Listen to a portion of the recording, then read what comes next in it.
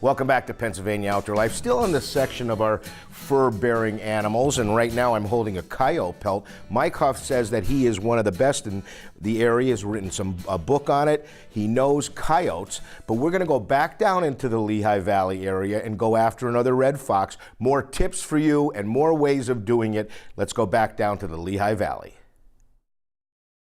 What we have here is we have our Foxborough caller, and during the daytime we need some type of visual distraction to keep the fox's eyes off us, so we have our little Mojo critter decoy. The idea is the fox will hear the noise and then he'll focus on the movement. Instead of looking our direction, he'll be looking this way. So you have the caller. The tripod really helps get the sound up a lot higher and louder, and then you have the decoy for the daytime to keep the eyes of the fox fixated here instead of on our position. We're in southern Lehigh County today.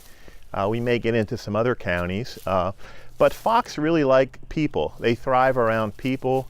They thrive around farming areas. And what makes this area really good is there's not a plethora of coyotes here yet.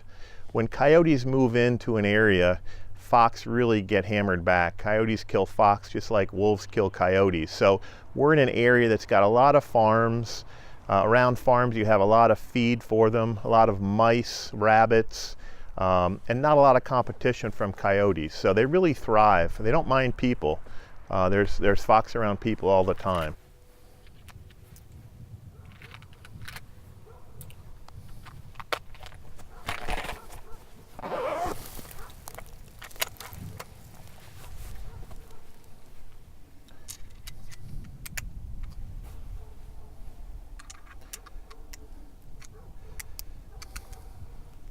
You know, I've started out, and probably like most people watching, I've hunted everything. Started with the deer hunting and the squirrel and the small game, and you know, I eventually got into the archery and then migrated to the traditional archery. And I've always liked a challenge, and there's nothing more challenging that I know of on the planet than hunting a eastern Pennsylvania coyote.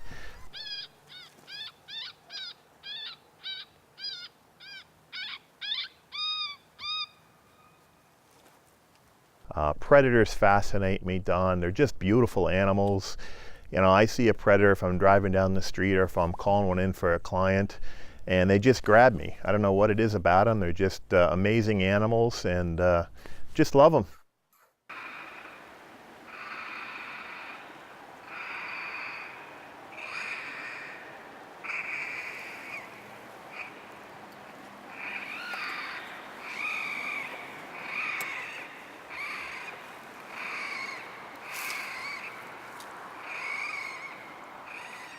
Right there, right there, right there.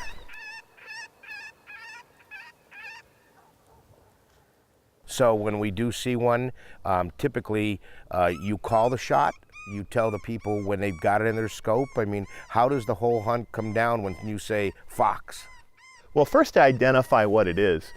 You know, you have to really be careful, particularly if you're new to predator hunting. You know, there's a temptation when you see eyes coming in at night to assume it's whatever you are that you're hunting. Lots of times that's not the case. It could be a cat out there, it could be a deer, it could be anything. So the first thing I'll do is I'll identify it for the hunter, and I'll say, okay, it's a fox, it's a gray fox, it's a red fox, it's a coyote. Then at that point, I watch the animal and I decide what it's doing. I'm trying to make sure that the person has a nice shot. I'm going to stop the animal for the shot, and I'm going to let him come as close as I can. Fox are very aggressive animals to eat food, basically. So I'm just saying, hey, I'm a prey distress. I might be a bird, I might be a rabbit, I might be a mouse, and I'm having a problem. I'm stuck, something's killing me, I'm here, and they're just gonna say, okay, I'm gonna go get that meal, and they're gonna come in for it pretty aggressively. See, fox don't really have any fat. If you'd skin a fox out, you'd see they're very lean. They have to eat a lot. So they're very aggressive, coming in looking for a meal, much more so than, say, a coyote or a bobcat. There's a board, there's a fence piece there. There's a fence piece there. I can't get a shot at him.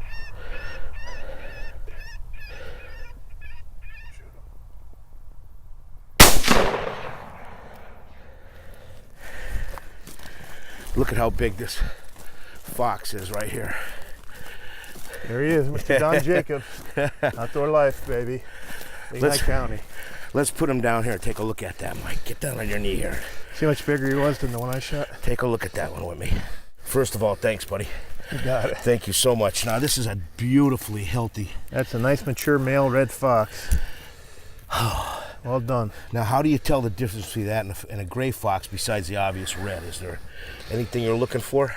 You know, the grays actually have a little bit of red in them, Don, but you can see right here, the way you pick a red out right away is, you even said it when you saw it in the scope, or Brian did, the black ears. Right, yep. Right there, that's a telltale sign. I'll show the camera.